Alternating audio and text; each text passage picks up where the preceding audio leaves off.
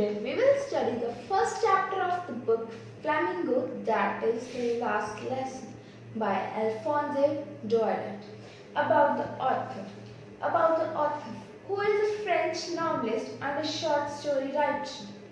This story is based on the French and Persian War. Now, beginning with the chapter, we will start. The main character French, who was late for school and dared a scolding from his teacher, Anne Hamel, who was to caution them that day on the subject of participles. French had not learned his lesson. It was a bright day and he felt tempted to stay back and enjoy the day. But somehow he resisted the temptation to go so. While he was passing by the town hall, he saw a crowd in front of the bulletin board, since a war was going on and all the bad news was displayed on the board. When Franz reached school, he was very surprised at the terrible silence that surrounded the school. It seemed more like Sunday than a working day. His friends were in the class and he had to enter the class in front of everyone. He was surprised that instead of scolding him, his teacher, Anne Hamel, was kind to him and told him to take his seat. After Franz had settled down, he noticed that the teacher was wearing his beautiful green coat, his frilled shirt, and his little black silk cap with embroidery on it. This attire was usually worn by him only on inspection or prize days. The atmosphere that day was very serious, and what surprised him the most was the villagers' elders were sitting on the last benches in the class. Everyone was looking sad. Suddenly the teacher mounted on a chair and announced that it was the last French lesson, as the order had come from Berlin that only German would be taught in the school of Alsace and Lorraine.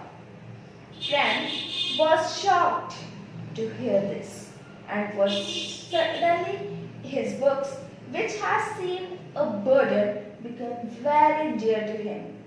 He regretted not having learned his lesson. Now he understood why the teacher had put on his best clothes and why the villagers were attending the class that day. It was their way of thanking the teacher for his service of 40 years and showing respect to their country. He also regretted missing the school so often. When the class started, he heard his name being called out to recite the rules of participle, which he was unable to do. He felt very disgusted at his failure. The teacher said he wouldn't scold him, for he was feeling so bad about it.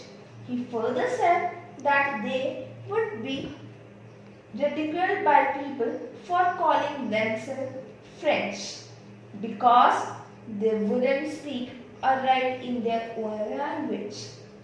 Further, Anne Hamel said that even many parents had preferred to send their children to work than to school. Then he admitted that he too was to blame for the poor performance of the students, because many times he had given a holiday to students when he wanted to go fishing. He said that French was the most beautiful language in the world. He then opened the book and explained a grammar lesson to the students. Friends, was very surprised at him, for he understood the lesson very well. The teacher seemed to have explained the lesson more patiently than ever. It almost seems as if in the last lesson, he wanted to give them all that he knew. The grammar lesson was followed by a writing lesson. All the children worked quietly and seriously.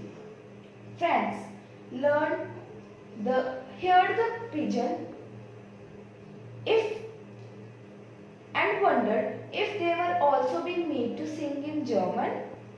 While the class was doing their writing assignment, Hamel sat motionlessly in his chair, staring at the thing that he wanted to remember, just how everything looked in that little classroom.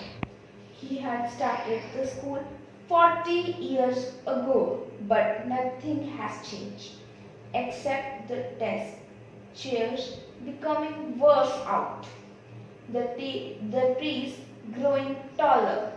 Friends wondered that it must be heartbreaking for him to leave the country next day. And Hammer was very patient that day. Then it was the chance of the children to crack the alphabets. Even the old villagers joined him. After some time, the clock struck 12 and it was the time for the class to end. And Hamel stood up from his chair, but when he started to speak, something choked him. Overcome with emotion, he went to the blackboard and wrote Viva la France, that is, long live France, and then leaned against the wall and dismissed the class with the gist. Guys, with this our chapter.